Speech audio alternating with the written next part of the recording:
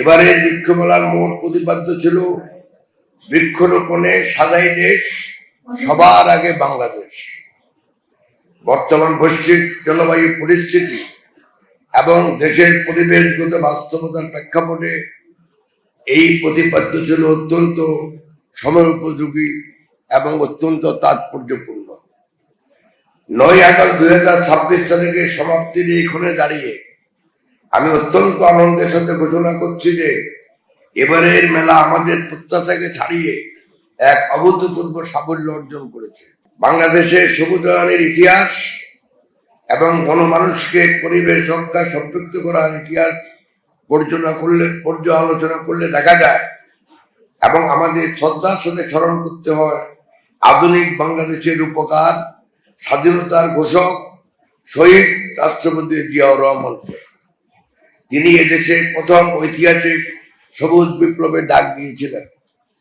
গ্রামীণ অর্থনীতিকে শক্তিশালী করা, খাল খনন কর্মসূচি এবং ব্যাপক বৃক্ষরোপণ অভিযানের মাধ্যমে তিনি সাধারণ মানুষকে শিখিয়েছিলেন কিভাবে প্রকৃতিকে ভালোবেসে স্বনির্ভর বাংলাদেশ গড়ে তোলা যায়।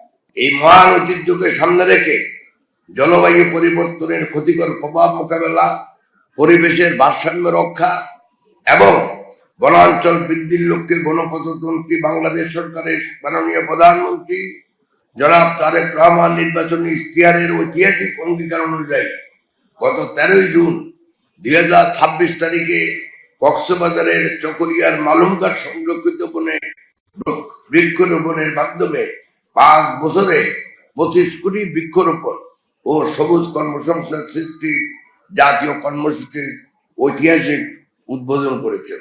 এবারে জাতীয় বৃক্ষমেলা 2026 দেশের সর্বস্তরে জনগণের অভূতপূর্ব সাড়া আমাদের অভিভূত করেছে। সামাজিক বনায়নের মাধ্যমে বন অধিদপ্তর আজ দেশের দারিদ্র্য বিমোচনে এক বিপ্লব ঘটিয়েছে।